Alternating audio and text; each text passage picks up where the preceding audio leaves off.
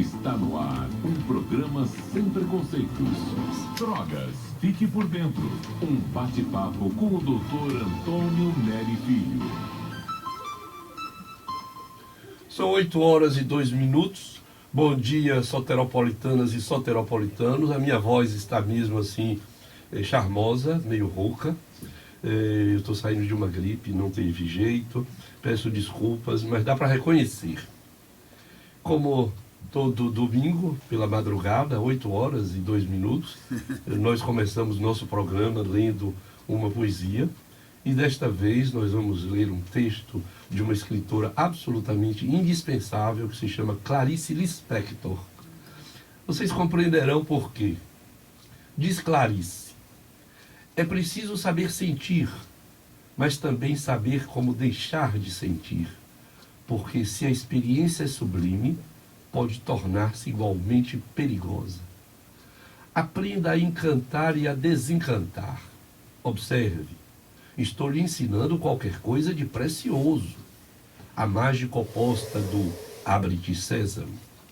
Para que um sentimento perca o perfume e deixe de intoxicar-nos, nada há de melhor que expô-lo ao sol. Eu tenho a impressão que Clarice aqui está tocando bem próximo à nossa prática de trabalhar com usuários de substâncias psicoativas. Então, hoje foi Clarice Lispector.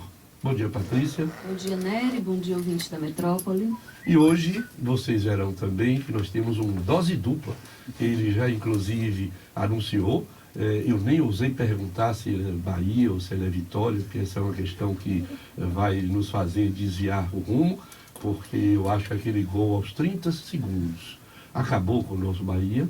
E depois aquela camisa jogada lá para o público, a meu ver, merecia uma punição, desestabilizou o time e nós terminamos perdendo para o nosso rival, mas é igual, é um irmão da terra, se bem que vou ficar aqui sossegado. Então eu estou dizendo que nós vamos conversar hoje com o irmão de um colega meu também, caríssimo Jordan Gurgel, que se formou em 73, é um dos psiquiatras mais conhecidos da Bahia. Trabalhou na CESAB durante anos, coordenador de saúde mental, é uma das referências da psiquiatria na Bahia e no Brasil. E eu estou me referindo então ao irmão de Jordan, que é o Lauro Gurgel, que trabalha aqui todo domingo, na madrugada, mais madrugada ainda, Gurgel, porque você começa às 7 da manhã. Então, Lauro Gurgel, agora eu vou apresentá-lo, apesar dele ser absolutamente conhecido. Ele é formado em licenciatura em educação física, ele tem um mestrado e doutorado em educação. E nós conversávamos aqui no começo que ele ensina numa escola que para mim foi referência na Bahia, na minha chegada aqui nos anos 60, vindo de Vitória da Conquista, que é o ICEA. Nós vamos falar um pouco, onde ele desenvolve um programa social, falaremos sobre isso. E ele é diretor também no curso de educação física da Universidade Católica de Salvador. De modo que tenho um imenso prazer, não sei se dizer bom dia a segunda vez, mas para os ouvintes ouçam. Para os ouvintes, que provavelmente os nossos ouvintes deste programa podem ser outros, inclusive, né?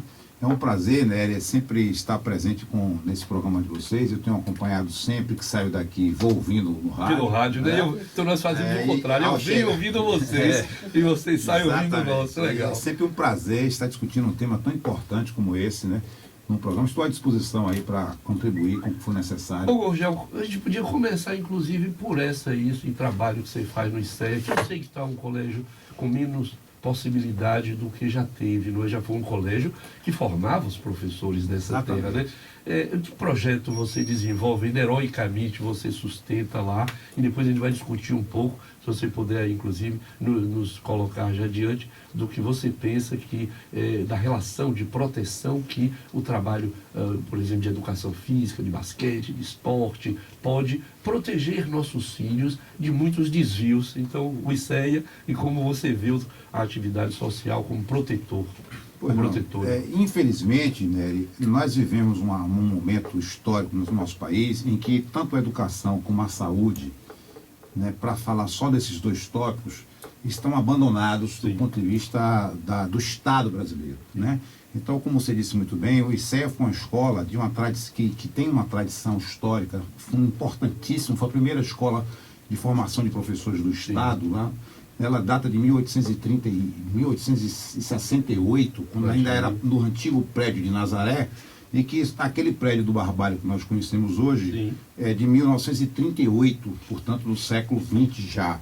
E como você sabe, quem conhece bem por dentro isso é uma escola perfeita do ponto de vista da sua estrutura, da sua infraestrutura física. É uma escola que tem um teatro para 1.300 lugares, que tem uma piscina semiolímpica, uma pista de atletismo, um ginásio de esporte, salão nobre, 55 salas de aula, área de convivência bastante, sala de professores, enfim. O prédio é imponente do lado de fora. Imponente do lado de fora e imponente por dentro. Eu que fui aluno de lá no final da década de 60 para início da década de 70, vivi o auge daquela escola, né, na sua formação mais plena, mais ampla do que especificamente o esporte. E o esporte, lá, pela sua própria tradição do período em que vivíamos lá, da história da Olimpíada Baiana Primavera, por exemplo, os jogos, era muito intenso. Todos nós, inclusive saiu daqui agora Gilson Trindade, que foi um atleta de seleção olímpica e brasileira, que também passou pelo ICEA, jogando naquelas quadras e tudo mais. Então era um momento de efervescência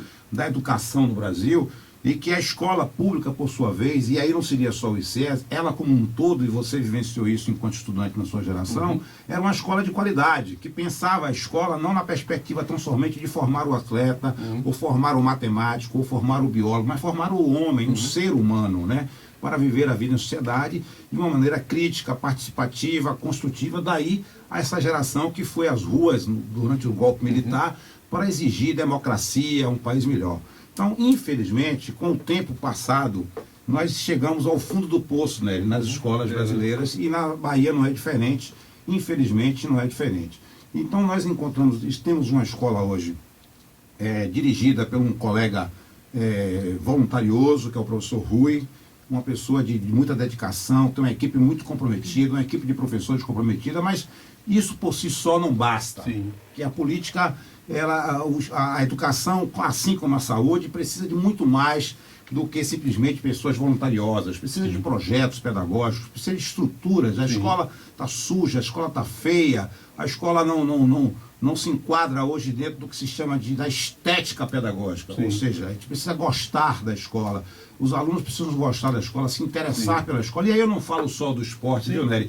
Eu me refiro a todo o conjunto, todo o arcabouço de formação humana. A sala, o interesse cultural. Eu vi um programa essa semana de uma escola em Pernambuco, que ela não tem cara de escola, os alunos não querem sair de lá, eles inventam projetos de informática, eles inventam projetos de teatro. Quer dizer, quando se pergunta aos alunos, por que você não quer sair daqui? Porque aqui é agradável, aqui é bom, aqui é divertido, e lá se aprende. A escola precisa ser lúdica, precisa ser atrativa. E nessa direção, há projetos, por exemplo, agora da direção da escola, atualmente, para fazer a feira de tecnologia e conhecimento, que os alunos estão lá se desdobrando, montando suas maquetes, quer dizer, construindo outras possibilidades de aprendizagem, senão aquela do que eu chamo de pedagogia do glúteo. O que é a pedagogia do glúteo? É o aluno sentado com a bunda na cadeira assistindo o professor falar. Essa escola, esse modelo de escola denominado de pedagogia tradicional, já foi para o espaço há muito tempo. A escola do hoje é a escola contemporânea, é a escola que discute, que analisa, que questiona, que constrói coletivos, que discute a internet, que discute as novas metodologias, enfim, é uma escola completamente dinâmica, uma escola muito mais com a participação do cinema, do teatro, da dança, da música, da biologia. A biologia é saída da sala dos bancos da sala de aula para os laboratórios, né, para que se materialize as discussões teóricas do campo tanto da química, como da física, como da matemática, por aí vai. Ô, Rogel, você acha que, digamos assim, este fracasso, porque eu penso que o Central foi nesse caminho, o nosso Severino Vieira foi nesse caminho, eu não sei o nosso Salesiano lá em Nazaré como está, mas enfim, as escolas tradicionais da Bahia, eu fui do Colégio Central, os colégios tradicionais na Bahia perderam não só atrativo físico, porque eles se deterioraram, como perderam o atrativo pedagógico. Houve um empobrecimento de dentro para fora e de fora para dentro. Minha questão para você é, enquanto professor, você percebe esta fragilização da escola como também vulnerabilizante dos nossos filhos e filhas? Não tenha dúvida. Uma vez que a escola não mais abriga, não mais conforta não mais permite essa construção coletiva de conhecimento, de crítico, de político, de parte. Você se lembra muito bem dos movimentos sociais, dos movimentos políticos, dos diretórios acadêmicos, Sim. dos grêmios livres, Sim. do esporte como um todo, da cultura, dos festivais de música, tudo isso foram elementos constitutivos de uma escola pública que já existiu no Isso, Brasil. E isso, nós estamos muito exatamente. distante disso, né? Exatamente. E o que a gente está dizendo hoje é que a gente precisa resgatar tudo isso. A gente está fazendo um trabalho agora para a Feira de Ciência lá do ICEA, que hoje não é mais ICEA, é bom que se diga. Hoje é Centro de Educação Profissional, Sim. que é deixou de ser Instituto de Formação de Professores, que era o ICEA, Instituto Central Sim. de Educação Isaías Alves, passou a ser Isso. CEP Isaías Alves. E nessa escola hoje forma-se técnicos nas suas diversas matrizes teóricas, né? Então, nesse trabalho nós estamos desenvolvendo com a turma, estamos discutindo o seguinte: a escola que temos para a escola que queremos. Sim. Então, o que nós dissemos os meninos identificaram no trabalho junto com a nossa orientação é de que a escola que temos, ela é muito boa, o ICEA, tem uma estrutura física que nenhuma outra escola do Brasil possivelmente tenha. Sim. Agora, precisa que as coisas funcionem. O teatro, por exemplo, está abandonado. Com certeza. Eu Entendeu? fiz uma reunião já naquele teatro, um congresso, um grande congresso. Exatamente. A piscina, felizmente, foi recuperada recentemente pelo professor Rui, num esforço enorme para recuperar toda a piscina. É Inauguramos uma das ela. raras piscinas que se tem Públicas. para se públicas. nadar. Salvador hoje é a decentemente. única piscina pública do estádio, que a da Fonte Nova foi extinta Exatamente. por conta da construção do estádio para a Copa do Mundo. Então, nós temos lá uma área extraordinária, como eu lhe disse, temos um ginásio de esportes, temos o teatro, temos a piscina, temos muitas. Então, a escola em si, do ponto de vista estrutural, ela é muito boa. O que precisa é que ela seja totalmente reestruturada, fisicamente falando, haja um investimento e haja projetos políticos pedagógicos para que os nossos alunos permaneçam na escola, como você disse muito bem ainda há pouco, com interesse de estar na escola. E aí sim, isso vai estar contribuindo de alguma forma para o crescimento dos nossos jovens. Estamos conversando com Lauro Gurgel, eu já ia dizer Leandro, Lauro Gurgel, nosso caríssimo Gurgel, ao vivo.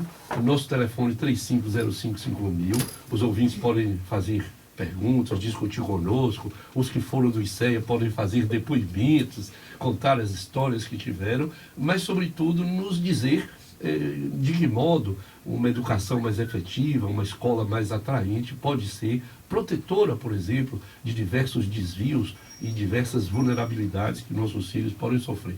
Mas, Patrícia, nós já temos um primeiro ouvinte. Isso, Ramires, da Mata Escura, na linha 3. Bom dia, Ramires. Bom dia, Patrícia. Tá Olá. ouvindo? Alô? Bom Oi, dia, estamos ouvindo. ouvindo. Bom, em primeiro lugar, eu queria agradecer, viu, o programa de vocês. Realmente é muito proveitoso. Eu sou professor da escola pública, né? Aqui da periferia. Uhum. E assisto assiduamente, viu, vocês. Obrigado. Eu gostaria de colocar uma posição para vocês pensarem e falarem um pouco. A escola pública hoje, ela tem uma saúde mental, eu falo assim para os meninos, muito presente. Como é presente no Você quer dizer frágil, que está mentalmente doente a escola? E às vezes você detecta que determinados alunos, eles têm algum problema, Sim, né, mental, e aí nós, professores, que não temos um olhar específico, não temos uma formação específica, né, pensamos que aquela fragilidade cognitiva, pedagógica, é um problema ali, né, da sala de aula, do específico, do fazer pedagógico, e no entanto não. Esse menino traz consigo um problema que já é, né, familiar, é um problema outro, e às vezes a gente fica com uma certa dificuldade, entendeu? E eu vejo muito isso em sala de aula. Eu gostaria de saber de vocês, qual seria, né, não um modelo, uma especificidade assim para a gente trabalhar, mas o que é que vocês pensam sobre isso? Depois de Gurgel, eu lhe digo o que eu penso.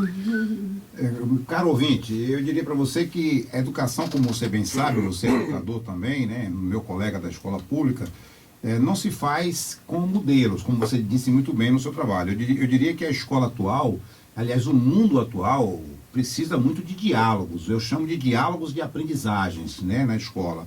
Na nossa dissertação de doutorado, no nosso trabalho de doutorado, nós falamos da escola, da vida que é colorida e a escola que é preta e branca, né?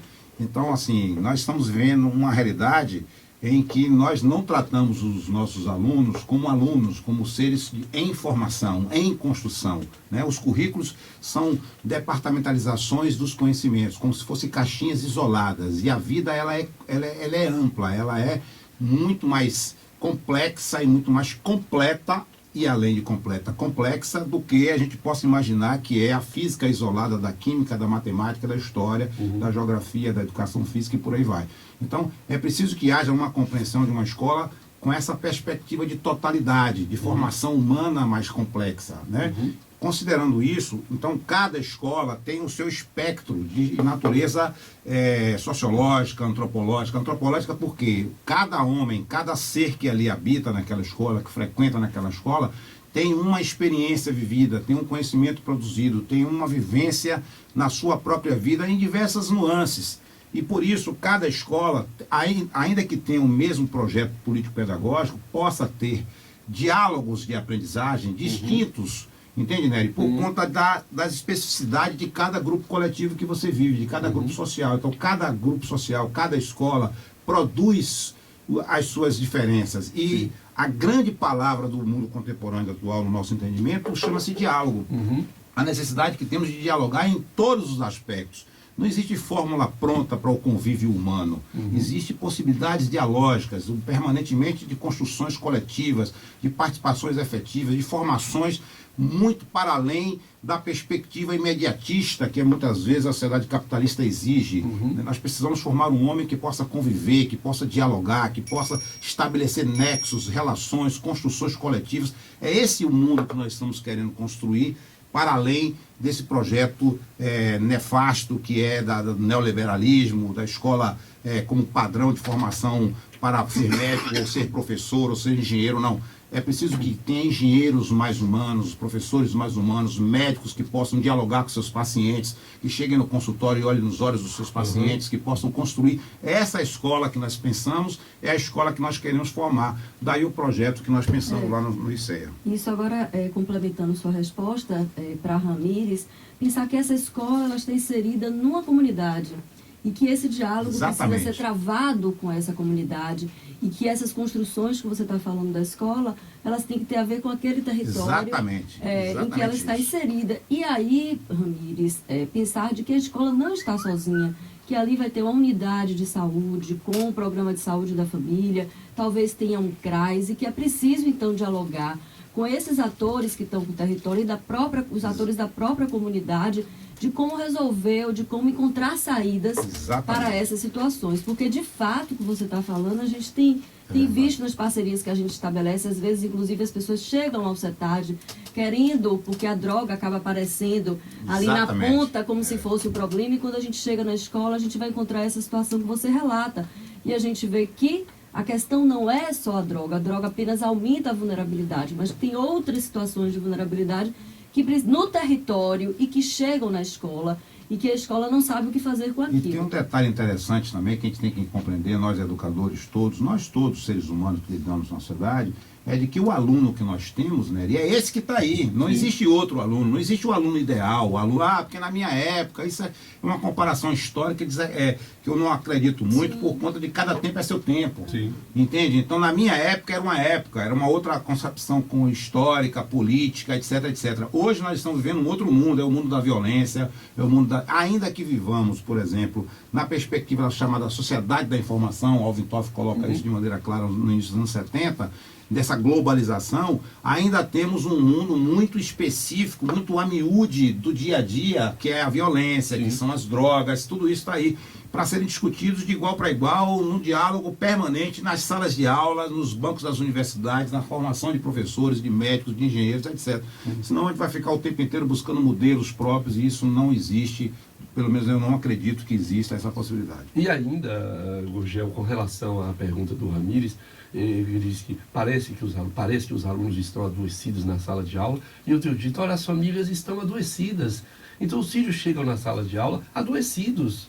Mas acontece que os professores também estão adoecidos. Não há sintonia entre a escola e professor, professor e família, professor-aluno, aluno e professor, aluno e família, que nós estamos vivendo, já para tomar a expressão que você traz, o antidiálogo, paradoxalmente, a anticomunicação. Isso termina dando a ideia de que os alunos estão adoecidos na sala de aula quando o sistema, ele todo está precisando ser revisto, não é? Nesse trabalho, né, quem está desenvolvendo agora para a Semana de Tecnologia lá da escola, do CEPs, aí as aulas, eu fiz uma pesquisa etnográfica com os meninos do primeiro ano médio, e perguntava assim, qual é a escola que nós temos e qual é a escola que nós queremos. Então nós colocamos ali, vamos assim dizer, duas colunas, onde de um lado ele dizia a escola que temos, e aí ele colocava que a escola era suja, que a escola era feia, que a escola era monótona, que a escola era chata, etc. E do outro lado, justamente um antônimo de tudo isso, solução. né? A solução, a proposta de uma escola mais lúdica, mais interessante. E aí eu perguntava, tem um grupo deles que são muito próximos do esporte, que gostam muito do esporte e não vão para a sala de aula ver outras disciplinas, mas rapaz, vocês têm outras áreas de conhecimento, vocês precisam ir para a sala de aula, professor, a aula é muito chata. Eu quero ver biologia, é na terra, é plantando, é pegando peixe, é analisando animais. Eu quero ver isso de biologia. Eu não quero ficar lá ouvindo a professora ficar falando o tempo inteiro. Eu quero ver química nos alimentos que eu consumo, né, nos produtos que eu como todos os dias e não ficar lá discutindo tabela periódica. E por aí vai. Então, esse modelo de escola que temos aí ainda é um modelo aliás, é um modelo que não atrai mais os estudantes para a sala de aula. Então, é preciso repensar esse modelo de escola que aí está, porque do jeito que está não continua. Temos outro ouvinte? Temos um ouvinte, Lúcia do Barbalho na linha 2. Bom dia, Lúcia. Acho que caiu Lúcia, a ligação. não segurou. Lúcia, ligue de novo para nós. Do Barbalho é vizinha do ICEA. Provavelmente, quem sabe, ex-aluna do ICEA. Nós demoramos em atendê-la. Lúcia, por favor, se você foi aluna ou professora do ICEA, ligue para a gente e nos conte a sua versão da história. Mas, Igor Gel, e o seu projeto social que eu te colocava no começo e se você entende como um projeto que pode proteger o aluno de outras, não só da vulnerabilidade que leva ao uso de drogas, mas de outras vulnerabilidades, por exemplo. Mas Lúcia voltou? Isso. Então vamos atender. Então vamos ver Lúcia primeiro, com certeza. Lúcia. Bom dia. Bom dia, Lúcia. Bom dia, doutor Nery. Bom dia, professor Rugel. Olha, eu fui criada aqui no Barbalho sempre. Eu voltei, fui fazer a aula, eu voltei pro Barbalho. Adoro o Barbalho, ICEA é referência, entendeu, professor? Inclusive, eu acho que você até professor Rugel, aquela piscina, aquela quadra de esporte, o interesse do governo que não tem, porque existe essa quantidade de droga, porque não tem esporte, pode dar que não tem esporte, entendeu? Então, a gente aqui tem um esporte, que é uma natação. Por que o governo não restaura a quadra de esporte do ICEA, que é um colégio de referência, do ICEA, e a gente pode ter uma taxa, como piscina, que é tudo especializado com o esporte, com a natação, e o Barbalho é um local central, uma localização boa. Com certeza. Não tem, vai gastar milhões pelo esporte, pela restauração do ICEA, não tem interesse, isso é só interesse, é dar dinheiro para outras coisas. E não, olha, a sociedade, a criminalidade, esporte, quem pratica esporte, não se inclina para as drogas, entendeu? É um desabafo, agora o ICEA está lá abandonado realmente, um colégio bom, grande, o ICEA realmente, infelizmente, é triste, né? Tomara que uma hora dessa não vire um condomínio ali, derrube o ICEA e se construa um condomínio. Obrigado, Lúcia, por sua participação. Obrigado, Lúcia, pela sua participação. De fato, agora devo dizer o seguinte, esse não é um problema específico do ICEA, é um problema das escolas públicas no Brasil. Né? E na Bahia a gente está fazendo um recorte geográfico, né, aqui para tratar de uma das escolas, por coincidência que eu sou professor.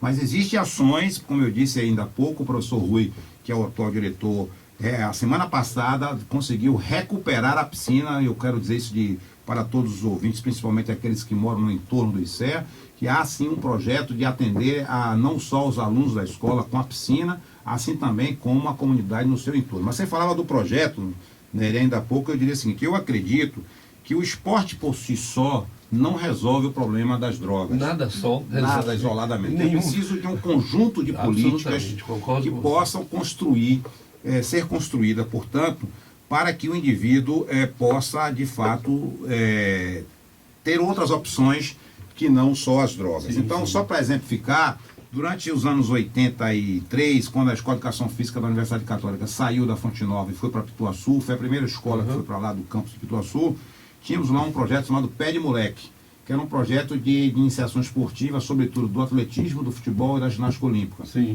As crianças que viviam na rua, moravam na rua, chegavam no estádio às 8 horas, 6h30 da manhã, às 7 horas, ficavam lá dormindo na arquibancada. Quando nós chegávamos com os nossos alunos da graduação para fazer o trabalho de extensão, acordavam ele às 8 horas, mais ou menos, aí tinha um lanche ali, um café, uma coisa, depois eles iam para a prática do esporte, passavam lá a manhã toda fazendo esporte, era super interessante. Quando estava meio-dia, eles voltavam para onde, Nery? Para a rua, para cheirar cola, para fazer tudo que não tinha que ser feito. Portanto, porque isso comprovou de que o esporte por si só não resolve o problema. Agora, se esses meninos tivessem saindo dali à tarde, por exemplo, indo para uma escola formal ou para um projeto que cuida da pedagogia fosse a base, e à noite pudesse estar num ambiente social protegido, tivesse não a mãe biológica, mas uma mãe social que pudesse atendê-lo carinhosamente, enfim, passasse a ser tratado com dignidade que ele merece, aí o esporte contribui. Sim, com certeza. Então, considerando essa perspectiva inicial que eu queria aportar, que o nosso projeto não tem essa perspectiva tão somente de ocupar o tempo livre, ocioso da criança. Eu fico feliz de ouvir isso. Exatamente. Porque é uma ideia, Gurgel, falsa, de que ocupar por ocupar resolve. Ocupar por ocupar entedia e leva à mesma coisa. Exatamente. Mas o esporte integrado a um projeto muito mais amplo, por isso muito que mais dinâmico. A nossa crise hoje no Brasil, que eu acho que é muito mais política do que econômico-financeira, né? E na medida que nós tivéssemos uma política pública de Estado, como política de Estado, qual é a diferença de uma política de Estado para uma política de projetos, por exemplo, né? Porque o projeto passa e acaba e o governo não investe mais, por exemplo. Política de Estado não, está previsto, entre o governador, sai o governador, ele gosta ou não gosta do esporte, ele vai ter que investir no esporte, vai ter que investir na educação, vai ter que investir na saúde, isso é política de Estado. Então, para que haja essa política de Estado harmônica com todos os diálogos de aprendizagem, como eu gosto de usar essa expressão, é preciso que, aí eu acredito que o esporte pode ser um elemento contributivo extraordinário para a formação e para a ocupação desse tempo com uma perspectiva para o futuro. Né? Você vê, Gilson, que saiu daqui ainda há pouco, era menino como eu, 2 anos mais velho do que eu, 3 aproximadamente, éramos todos muito pobres, nascidos ali pelo Barbalho e tudo mais. Gilson nasceu na Liberdade, teve a oportunidade de praticar o esporte, mas tinha família em casa, tinha pai, tinha mãe, né? Tinha um café da manhã, bom, ruim, pouco ou mal, tinha uma escola que funcionava, ele estudou no Luiz Viana Filho, né? Eu estava no ICE, tinha os jogos da Olimpíada da Primavera, tinha o Serviço Público de Saúde naquela ocasião, que era o INPS, que minha mãe acordava cedo para levar a gente para os médicos, os dentistas da vida, né? E ele foi para São Paulo jogar basquetebol, se tornou um homem de bem, foi um atleta de seleção brasileira e a vida continua. Agora, se fosse só a questão do esporte, não teria resolvido o problema. Plenamente de acordo. Dá para atender mais uma, Maria Luísa, nossa colega? Maria Luísa Biba, de Piatã, na linha 2. Bom dia, Biba. Bom dia, queridos. Um Como vai? prazer falar com vocês. Bom dia, Nery. Idem, Biba. E Pati. Bom, foi um momento nostálgico para mim ouvir hoje vocês, assim, porque eu fui aluna do ICEA. Oh, que bom! E foi maravilhoso, uma experiência muito boa para mim. Eu tinha chegado de Itabuna e meu pai matriculou, porque foi lá olhar a escola antes e disse, não, é essa escola que vocês vão estudar. E eu gostava muito, participava dessas atividades todas, mas assim, durou pouco tempo a minha participação assídua, porque como simpatizante, eu era do Partido Comunista, como era menor, então era simpatizante, os meninos iam buscar a gente escondido. Então, assim, época boa, hein, Biba? Muito boa. Então, a turma, principalmente Zezé, ou não sei o quê, aí a gente achava uma forma de fugir. Mas eu participei muito de tudo da escola, né? Participava muito. Você também foi aluna do coral do professor Adroaldo Ribeiro Costa, na hora da criança? Adroaldo era ótimo, mas eu me lembro que no primeiro ano eu participei ativamente, depois demandei, né? Porque tinha outras atividades importantes para fazer também, que era panfletar pela rua, não sei o quê, e levava outra roupa para poder sair de lá, não sair com a farda do ICEA, tinha todos os cuidados. Mas, senão o tio Dolina Nogueira passa e ele buscar, né? Com certeza, era ferrinha.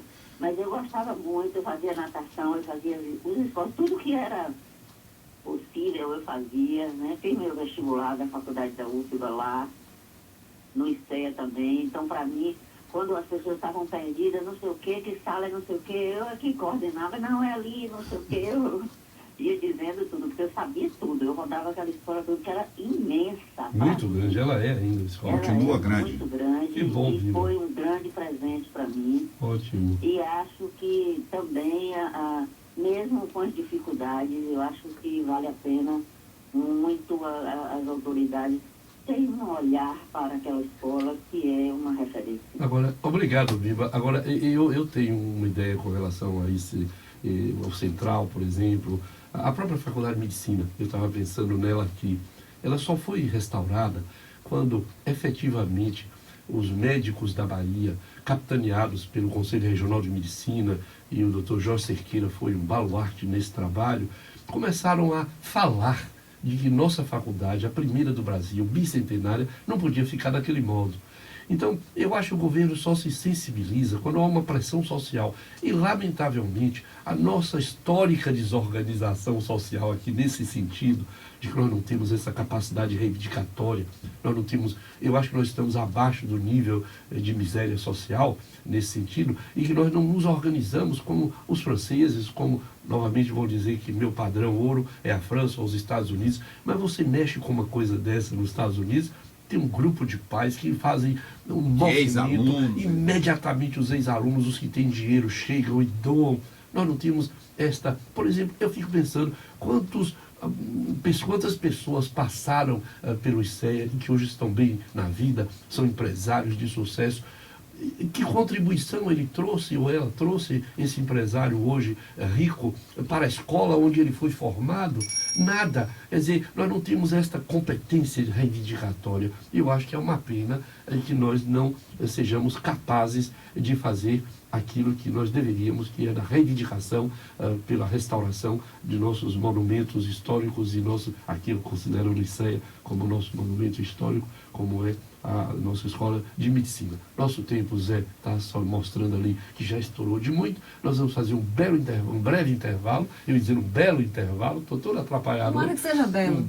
Vai ser um breve intervalo e voltamos em seguida conversando com Lauro Gurgel, nosso colega e contribuidor, partícipe da Rádio Metrópole, professor no Instituto ICEA, para discutir as questões da saúde, da vida, do esporte e a droga, ou as drogas no plural. Voltamos já. Fique por dentro com o Dr. Antônio Neri Filho. São 8 horas e 40 minutos, o tempo é injusto conosco, nós somos burros e usamos mal nosso tempo, eu não sei, mas de qualquer sorte, ó, já são 8h40, nesta madrugada de domingo. Usando bem, meu tempo passa rápido, é nesse sentido, ele devia passar mais lentamente, a gente devia ter um slow motion multiplicador aí, não era? de tempo. Um multiplicador de tempo para conversar mais. Deus crono é piedoso conosco. Pois é, com o nosso colega Lauro Gurgel, que é licenciado em Educação Física, mestre e doutor em Educação e desenvolve um projeto no ICEA. Nós estamos hoje ao vivo, nosso telefone é o 35055000. Se alguém quiser ver os nossos outros programas, o nosso blog é drogasfiquepordentro.com. Se quiserem mandar uma mensagem para nós, a poesia, estou convocando os poetas que bebem e fazem outras miserinhas na vida, que ninguém é de ferro e ninguém é santo, manda para nós alguma informação, a sua poesia, através do drogasfiquepordentro@gmail.com. Nosso telefone, repito, 35055000. Esse é um programa que a Rádio Metrópole sustenta sem qualquer patrocínio e nós do CETAD fazemos a parte, digamos, técnica e operacional. Mas nós conversávamos aqui no intervalo, Gurgel, e você nos dizia, vamos falar deste projeto que eu desenvolvo, e mais uma vez bati nessa tecla que o esporte, nem nenhuma atividade solitária, isolada, dá conta de coisa nenhuma, muito menos da vida difícil dos nossos filhos e filhas. Como eu lhe disse, Nery, nós começamos... Eu fui trabalhar no ICEA, eu fui aluno do ICEA, no final da década de 60, início de 70, e até 75 eu saí de lá, fui para o Central, fui para a universidade e voltei para o ICEA em 78 como estagiário. Sim. E de lá eu fiquei como estagiário, me formei e logo ingressei, né, como professor definitivo, né, naquela época, concurso e essa coisa toda. E a partir de 82 é que eu entro oficialmente no Estado. Sim.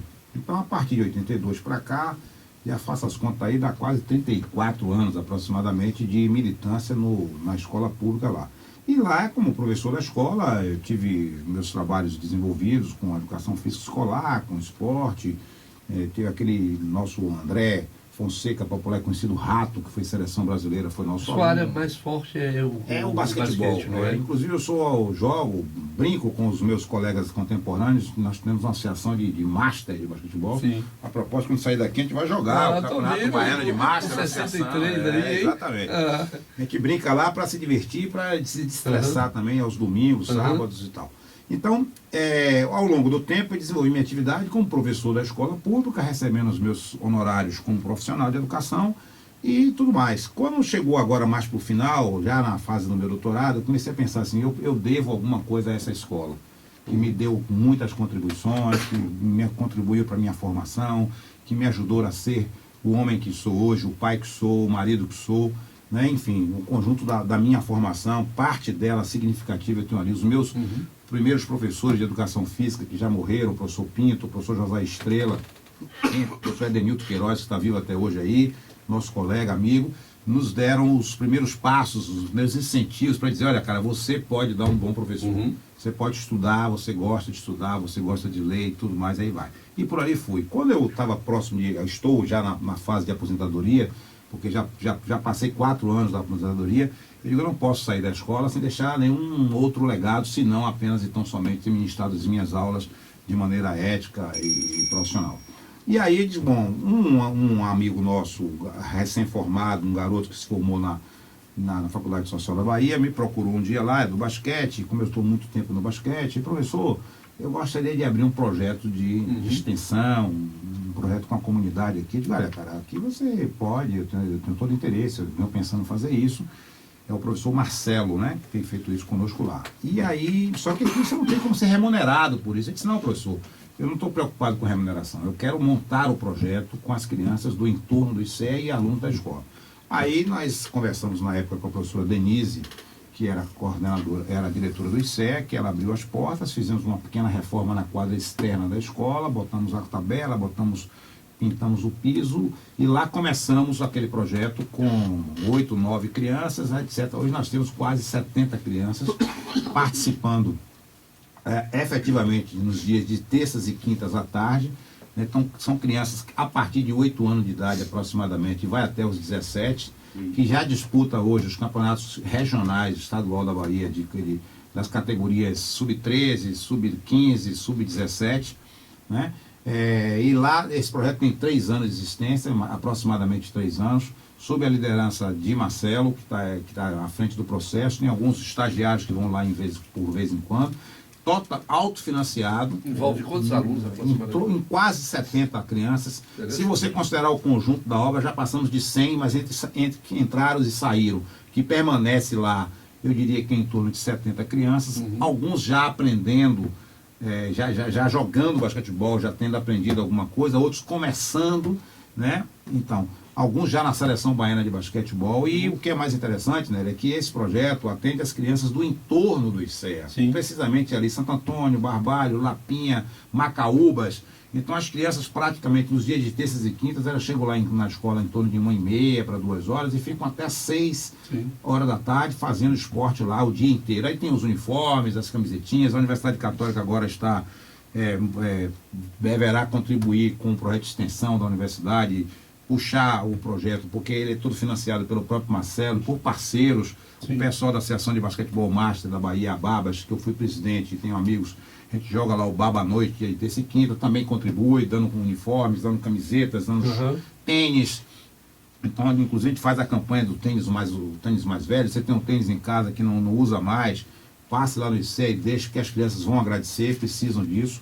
Então, é um projeto que tem muito boa aceitação. Agora, infelizmente, é um projeto que nenhum poder público olhou para ele. Nenhum poder público olhou para ele. O projeto existe e vive, sobrevive, graças a um abnegado do esporte, né? E com a nossa, que é o professor Marcelo, e com a nossa contribuição e a direção do ICEA, que tem dado todo o apoio no sentido de emprestar as quadras, de manter a quadra limpa, colocar bebedouro, banheiros limpos, que é o que o professor Rui está fazendo agora. Tem 8 meses de escola, de direção da escola, e está fazendo uma verdadeira revolução. Agora, a gente sente que ainda existe a falta do poder público, e aí no caso específico a Secretaria de Educação, para dar um aporte mais significativo, para não ficar só e tão somente na perspectiva do basquetebol, podendo ampliar inclusive para outras modalidades. Gugel, como é a relação com os pais dessas crianças?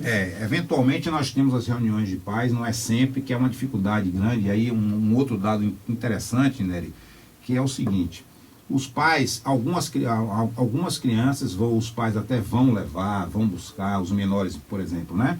E que tem uma relação que você percebe que a família está presente. Mas existem outros tantos que você convida e, meu pai não pode vir, meu pai não veio, meu pai não está aqui, enfim, tem 1001 recorte que eu não tenho não aproximando muito, né? Mas as crianças têm ido, alguns começam, vão, daqui a pouco abandonam, não vão mais. Agora, se isso não for transformado em como diz você o tempo todo, num projeto de Estado, ele desaparece na medida em que um dia você não estará mais lá para trabalhar, no outro dia Marcelo não estará mais, e uma boa ideia morre porque o poder público não toma aquela ideia como de sua responsabilidade e põe, digamos, os insumos e os implementos necessários. Eu acho que a Bahia é cheia de boas ideias e de boas atividades que duram durante um certo tempo quando você tem a alma generosa que a sustenta. Mas era preciso que o Estado tivesse um olhar mais aguçado para essas atividades todas, transformando-as em atividades públicas permanentes com os recursos que as pessoas necessitam. Só para fazer um paralelo sobre o esporte, né, nesse trabalho que a gente está desenvolvendo lá com os alunos do primeiro ano, que é sobre a escola que temos e a escola que queremos, nós resolvemos, né, definitivamente agora entrar no campo da denúncia pública. Sim. No sentido, a perspectiva da denúncia aí, queiram entender, caros ouvintes, que é a perspectiva da contribuição de um educador, de um veterano educador que quer dar a sua contribuição para a melhoria da escola. Não é a crítica pela crítica, o destrutiva, que a escola está feia, a escola está suja. Eu estou identificando que a escola está como está, e todo mundo sabe disso, não precisa ser nenhum. Qualquer pessoa que passe pela porta do céu entra e verifica isso, né? E eu quero mostrar para o governo do Estado que existe uma possibilidade daquela escola voltar a ser uma escola. Eu não diria voltar a ser, eu não gosto dessa relação histórica. Agora eu diria assim, passar a ser, né? Porque aquela época não volta mais, né? Aquela época é outra época, outro momento histórico. Mas assim, uma nova escola. E aí, nesse paralelo, nesse desenvolvimento etnográfico que fizemos lá com as crianças, com os jovens, crianças que me refiro aí, crianças de 14, 16 anos, são crianças ainda, né? Sim. São jovens. Eles apontaram, professor, nós queremos, por exemplo, aula de teatro. Sim. A escola não tem mais aula de teatro, até porque não tem mais o teatro. Então a gente está no projeto colocando essa escola pensada por todos nós, né, coordenada pelas nossas concepções teóricas, ideológicas e políticas, e com a participação efetiva do estudante. Por isso que a pesquisa, né, foi etnográfica, porque ela vai lá no foco da questão e descreve densamente o que encontramos na realidade da escola. E aí, que escola que nós queremos? Aí eles falam do teatro, falam do cinema, falam dos laboratórios, claro, e tudo isso de maneira dialógica, e o que é mais complexo e difícil, que é os diálogos interdisciplinares. Sim. Isso aqui hoje talvez a nossa grande dificuldade está em constituir equipes multidisciplinares que de fato dialoguem, que não tenha sobreposição hierárquica, porque o médico é melhor do que o professor, ou porque o professor é melhor do que o médico. Não. Trabalhar com possibilidades dialógicas de igual para igual, construindo um projeto de sociedade, a partir daquele núcleo social que é a escola. E daí se distribuir para outros campos também. Agora, Gugel, voltando para o seu projeto social, que eu acho que esse projeto, um dos focos deve ser a aproximação dos pais, né, da vida dos filhos. Inclusive, assim, do pai poder estar lá vibrando junto com o filho, abrindo o canal de diálogo, mas a gente sabe que esse público, as famílias são muito vulneráveis, muitas trabalham, não tem condição de sair do trabalho para estar presente. E eu sei que na Universidade Católica tem um curso de serviço social, inclusive que eu me formei lá. Talvez uma parceria com esse curso, para que tivesse estagiários de serviço social fazendo essa aproximação da família, né? Fazendo uma avaliação, inclusive, da situação de vulnerabilidade e apoiando essa família para que ela, de fato, esteja presente nesse momento importante. Nery, eu queria, inclusive, propor, se for possível, numa pauta futura sua, nós trazermos aqui o nosso reitor, o padre Maurício, Sim, sim. Né, Ferreira, que tem trazido um novo alento para a Universidade Católica, uma nova gestão, uma universidade que passou 28 anos na mão de um mesmo grupo. Sim. E que hoje é retomado 2 anos aproximadamente da sua nova gestão, com outra cara, sim, com outra imagem, com outro projeto. E uma das perspectivas apontada pelo projeto político, pedagógico e de gestão da Universidade Católica, liderado pelo Padre Maurício, é justamente do atendimento da universidade, estar atendendo o projeto de extensão, atendendo a comunidade. Quer dizer, o que se produz de conhecimento, de ciência, de pesquisa dentro da universidade, tem que servir para a comunidade, para a sociedade. Não pode ficar dentro dos muros da universidade, engavetado nos projetos, nos computadores. Sim. E nesse sentido, a extensão da universidade deve ser um braço importante na sociedade para estar atendendo a essas questões. E nesse sentido, o Padre Maurício tem trazido muito esse alento para nós todos, e o Serviço Social tem sido parceira nossa lá. Não só o Serviço Social, a gente tem procurado buscar diálogos com todos os cursos para tomar, inclusive, o ICEA já é parceira da Universidade Católica com um projeto assinado pelo reitor e pela antiga diretora, a professora Denise Cardoso, continua com o professor Rui, e aí provavelmente vão entrar também a medicina. Nós não temos ainda a medicina, nós temos a psicologia, que está sendo criada agora, a educação física. Menezes é o pró-reitor de assuntos de pesquisa, inclusive Menezes, nós estamos aí na beira de uma CEMOC, né, Semana de Memorização Científica, lá, né? Com certeza. Né, poderemos trazer o professor Padre Maurício e Menezes, os dois, para falar um pouco disso. E esse projeto de adotar o ICEA com equipes multidisciplinares da fisioterapia, da nutrição, da educação física, de todas as áreas, já está em curso, e muito provavelmente esse projeto vai ser o embrião da aproximação da universidade com aquele núcleo que é a escola, que é o ICEA. Eu acho isso absolutamente fundamental. Eu até mandei um e-mail há algum tempo atrás, faço denúncia pública aqui, viu, Menezes? Mandei um e-mail para eles e gostaria muito de conversar com você em nosso programa. Exatamente, agora você não tem escapatória, você está ouvindo com certeza o programa, eu vou lhe mandar outro e-mail, se você não responder, eu vou à sua casa, fico lá na porta, e de qualquer sorte você terá que vir Menezes é bom domingo, virá um domingo com certeza aqui nos ver. Mas nós estamos chegando ao final do nosso programa, ali faltam 5 minutos, mas Zé já nos disse aqui, você só tem mais um minutinho, que é praticamente o minuto dos agradecimentos. Eu vou lhe dizer, Gurgel, do prazer que nós tivemos dessa conversa. Eu sou um dos que há muitos anos diz que nada é possível solitariamente. Não é possível esporte, não é possível a medicina, não é possível a psicologia, não é possível o serviço social, sozinhos, resolverem problemas que são complexos, como multifatoriais, com causas múltiplas, é isso que eu quero dizer, como o consumo de drogas por um adolescente em nossa cidade ou em qualquer outro lugar do mundo. De modo que nós precisamos sair desta lógica da solução única. Por exemplo, há quem pense que mais família reduz o consumo de drogas. Mais família reduz o consumo de drogas se essa família tiver possibilidade de comer, se os pais tiverem possibilidade de trabalhar, se as famílias tiverem possibilidade de estabelecer um mínimo de diálogo com diversas instâncias sociais, se tiver a sua saúde garantida, aí eu acho sim que nós precisamos fazer mais família. Eu até dispensaria menos droga. Eu acho que se nós tivermos mais família, neste sentido, nós teremos muitas dificuldades, menos violência, menos droga, menos separações, menos fuga da escola, menos muita coisa. E nesse sentido, evidentemente, eu incluiria no mais família, mais futebol, mais basquete, mais vôlei, mais todas essas possibilidades esportivas. Mas o esporte como alternativa solitária, eu acho que isso é um grande ganho. E você disse isso aqui plenamente o tempo todo, do alto da sua competência, que não é a minha nessa área, para nos dizer mais uma vez, e por isso eu quero lhe agradecer. Nós temos no final uma música que nós já dissemos a você, e eu já imagino que vai ser uma música parecida com você, pelo modo forte como você fala, de um modo forte como você bate a mão na mesa para dizer das coisas que você está convencido. Eu queria agradecer a Patrícia mais uma vez, agradecer os dois de lá e desejar a todos os ouvintes um bom dia. Patrícia. Um bom dia a todos. E a música qual é, Gurgel? A música eu vou me reportar e vou me lembrar um pouco da minha militância, né?